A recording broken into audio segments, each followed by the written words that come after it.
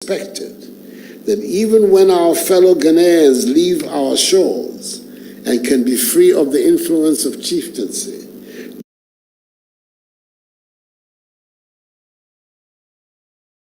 they create chiefs wherever they find themselves. With the advent of the Constitution of the Fourth Republic and the guarantees in January 2017, we've taken a lot of steps to strengthen the institution of chieftaincy.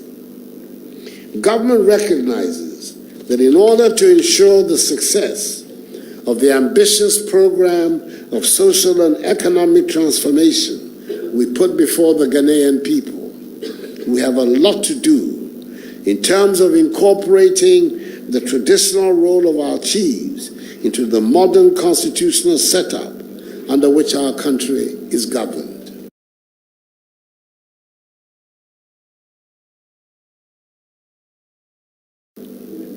As a start, we made a pledge in the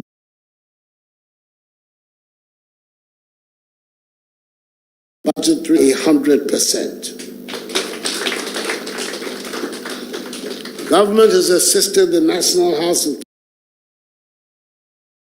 Chiefs with 3,500,000 cedis for the completion of its new headquarters office complex in Kumasi. Government is also committed to assisting the National House of Chiefs to moving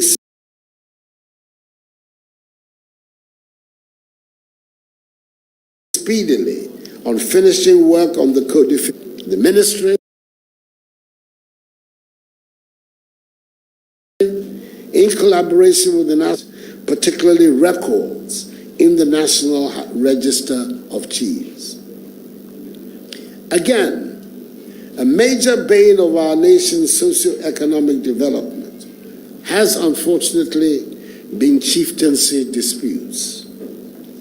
They have resulted sometimes in full-blown conflicts, threats to our nation's peace and stability, destruction of properties, loss of lives, closure of educational and health facilities, and separation of families.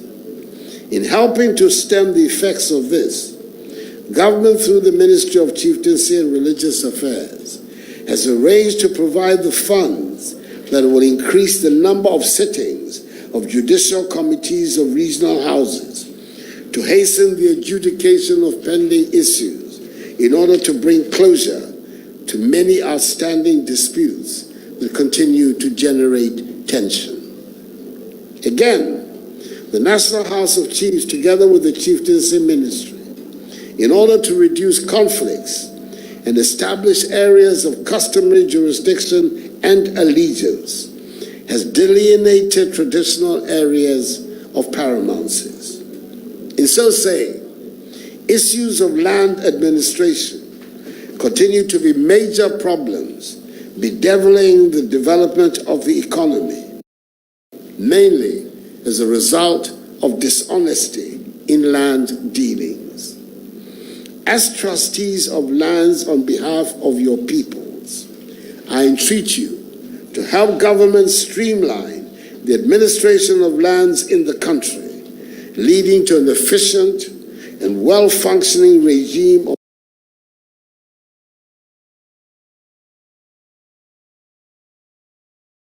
titling, fixing of boundaries, and ownership tracing. The Chieftaincy Ministry has also instituted a program to have courses in chieftaincy development comprising lectures, seminars, and other activities aimed at building the capacity of chiefs and all persons with interest in the chieftaincy institution. And I applaud this progressive initiative. Eminent traditional rulers, if we have ever doubted the ties that bind the various peoples that inhabit our lands, One need only take a look at our traditional rules and practices, many of which transcend regions and traditional areas. There might be different reasons assigned in different parts of the country for why you cannot farm near the river or go to the farm on a Wednesday or Thursday or fish on a Tuesday or Saturday. But there are rational and scientific reasons behind these traditional rules. By the same token, we should not be afraid of discarding those rules and practices that do not fit in with modern, current realities and norms. I refer especially to the practices that seek to discriminate against women and children.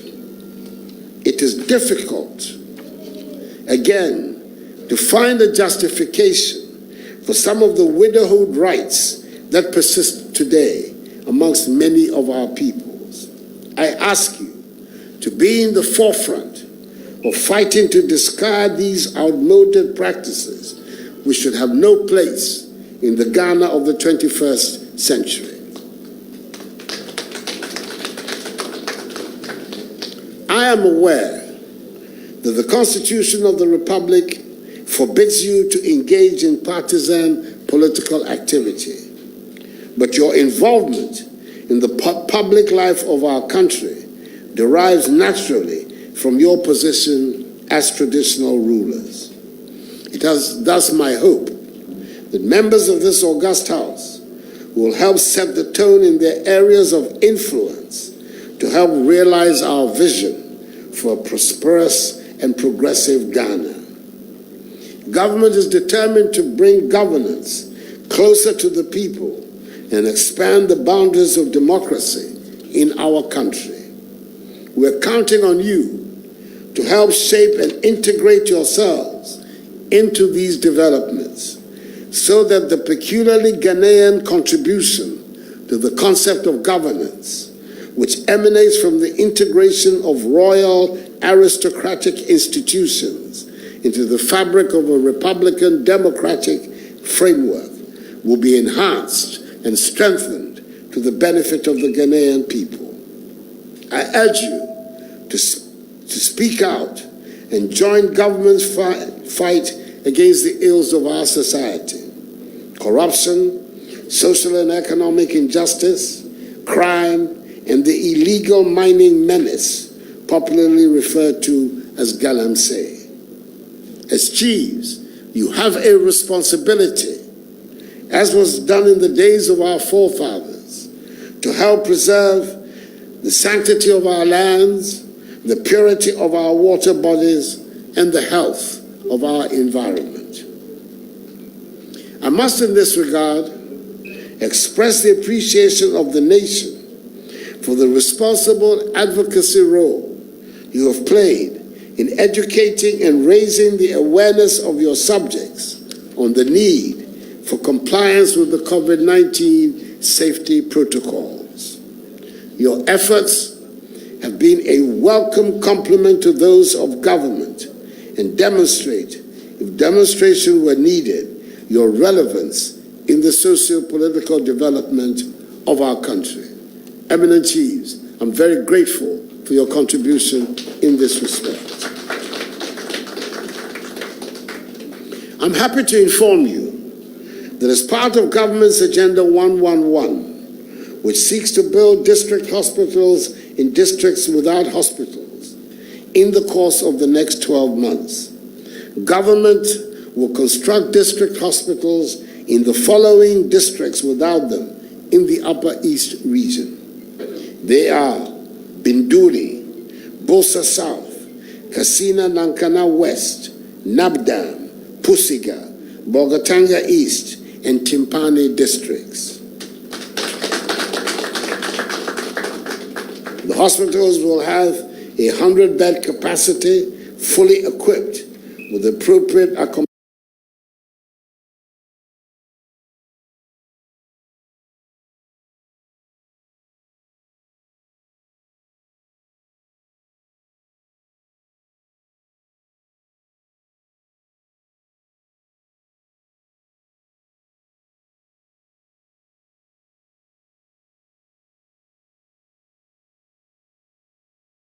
accreditation for medical personnel, that is doctors, executed in the region. Out of the 688 completed projects, 94 are in the educational line, in the water and sanitation sector. The 800 ongoing projects comprise, amongst others, 71 in the educational sector, 17 in the health sector, 13 in the road sector, and 495 in the water and sanitation sector. Two long-standing infrastructural deficits, which have plagued the region, are being vigorously addressed by my government. The Bolgatanga-Boko Polimacan Road, which has been the subject of many unfulfilled promises, the latest by the NDC presidential candidate, then president, is now being visibly tackled and will soon be completed. Indeed,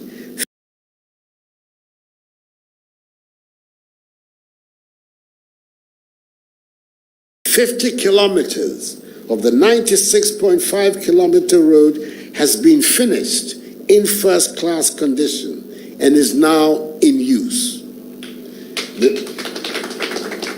The remaining 46.5 kilometer, according to the Minister for Roads and Highways, that instrument of development in our country, is scheduled to be completed by December. Again, the Pualugu High Multi-Purpose Dam, the largest investment in the entire northern sector of our country since independence, is also on its way to realization. Once constructed, the $808 million project, whose funding has been fully secured, will help the region not only to increase its generation of electricity for development, but will also finally put paid to the perennial flooding menace that has ravaged the region for decades. As you can see, with 4 more for Nana and the MPP, we can do even more for you. Another matter of equal importance has to do with the language of instruction being employed in schools in this region. I've asked the Minister for Education, the Honorable Matthew Poku Prempeh, to work with the Ghana Education Service and the University of Education, Winneba, to ensure that Groni becomes one of the languages used for teaching and learning in schools in the region. Government will continue to support the chieftaincy institution so it can be strong and resilient. 6 new office complex and bungalows will be provided, the 6 new regional houses of chiefs. Additionally, as I have said, we will strive to give to the institution the requisite support to resolve chieftaincy matters and carry out research in the many areas of relevance to curb chieftaincy-related conflicts. In conclusion, let me assure you of the wholehearted efforts that are being made by my government and I to ensure the peace and stability of the nation as we enter the last 2 months of the electioneering campaign. Ghana has rightly earned a reputation as the pace setter in democratic governance on the African continent, a reputation I am determined to uphold and indeed enhance prior to, during, and after the 7th December elections. As the President of the House rightly advised. I'm heartened in this respect by the strong denunciation of the criminal activity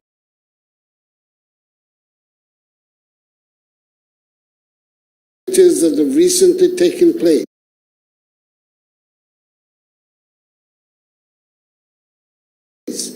parts of the Volta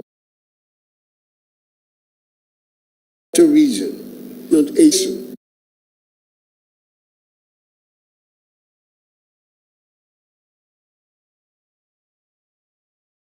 To help attain people to make their decision on 7th December in freedom,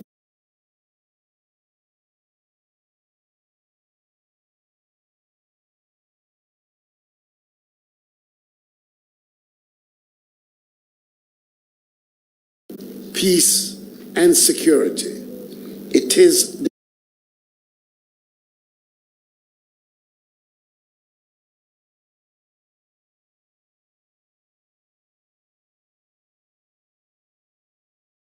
the chieftaincy institution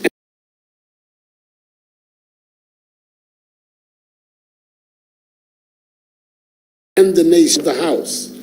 Time. In fact, yesterday is exactly 2 months to endeavored in these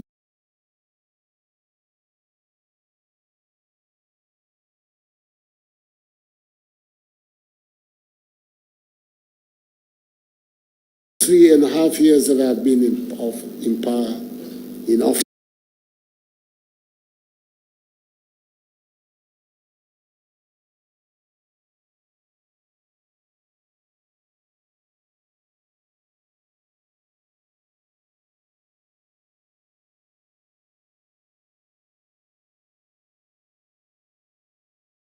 I made the promises to them of 2016.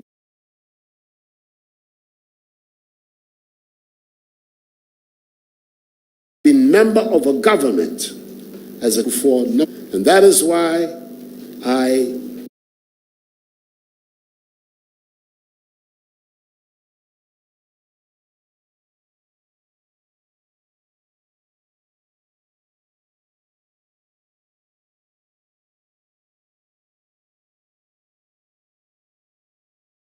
there are certain things that I would do. I believe of the then Mahama administration, it was the coming together of these two phenomena that led the people of Ghana to give me the resounding victory of 7th December 2016. Today, I am no longer in the position I was in 2016. I've had nearly 4 years of being responsible for the conduct of the governance of this country. So in 2020, I am going to the people, not just with promises, but with my record in governance. And I'm counting on that record to tell the people of Ghana that, first of all, I have dealt with them honestly. It is important for me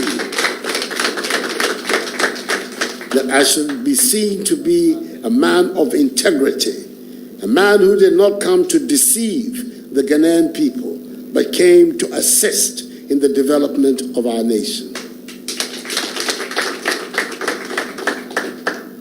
And I'm particularly concerned that that image of a trustworthy, honest leader should prevail in the Upper East region. In the Upper East region, and I'll say so with due respect to you, eminent traditional rulers, has not been good for the New Patriotic Party. The presidential candidates of my party, the three, Professor Dubois, John Ajekum Kufuor, and myself, have never won the majority of the popular vote in the Upper East region.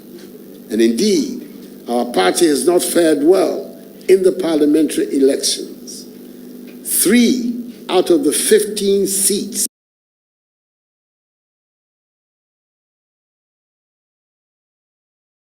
of the region are currently in the possession. I know, as the President of the House said, that you cannot wear a political T-shirt or jersey, a partisan T-shirt or jersey. But Naba, eminent rulers, you also vote. And that therefore means that you have your views.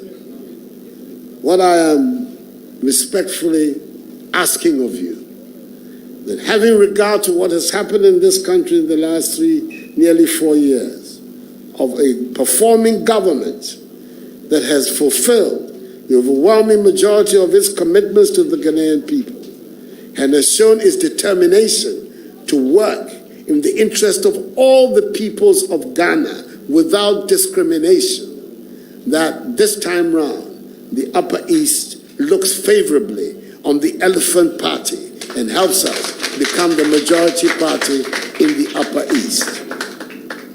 So that the cry which is abroad in our country today of 4 more for Nana becomes the cry of the Upper East region as well. But in so saying, I cannot go into office on my own. I need the support of the Parliament if I'm to be an effective president. So I'm going to take this opportunity once again to beg your indulgence to introduce to you the 15 parliamentary candidates of the new Patriotic Party in the Upper East region. Each one of you, you will recognize the one that is most relevant to you. And I'm going to ask you to help them. So let me begin by bringing forward the parliamentary candidate of our party in Boku Central, Gabiana Agbanwana Abugri.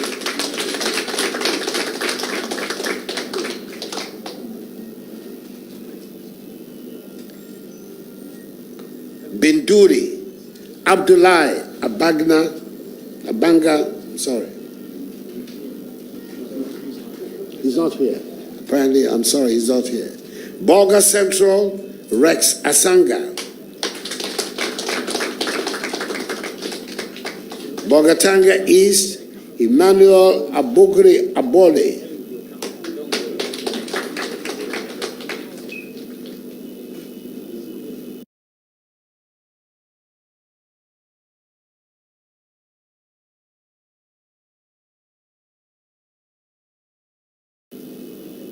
Bongo, Peter Ayimbisa Ayamga, James Morris Abakisi,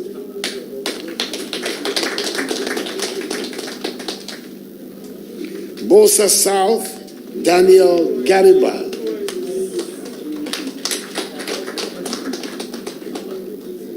Chanapaga, Robert Allo.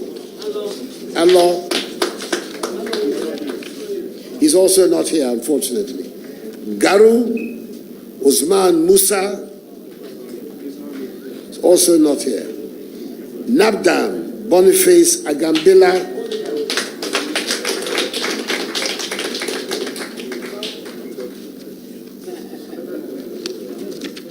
Navrongo Central, Tangoba Abayege,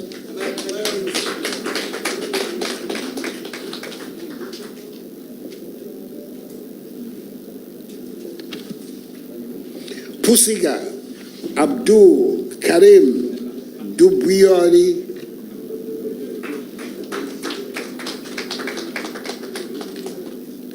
Talensi Thomas Wuni Dwanab,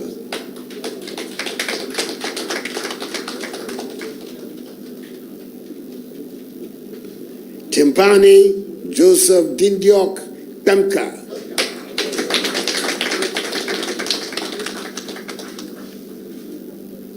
and Zabila Frank Fuseni Adongo.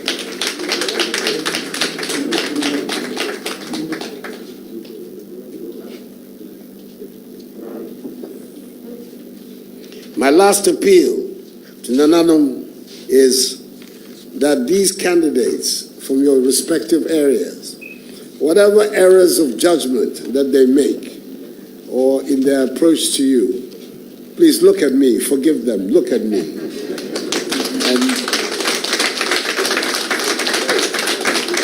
And hold me responsible so that you can give the best of doubt to them. Mr. President, Mr. Vice President, to the Upper East Regional House of Chiefs. May God bless the Upper Regional House of Chiefs, the Upper East region and us all, and may God bless our homeland Ghana and make her great and strong. I thank you for your attention. Thank you very much. Your Excellency, Mr. President of the Republic of Ghana. This is the same president who just earned a new accolade yesterday. That accolade that says he is now known and called President Promise Do, following a good number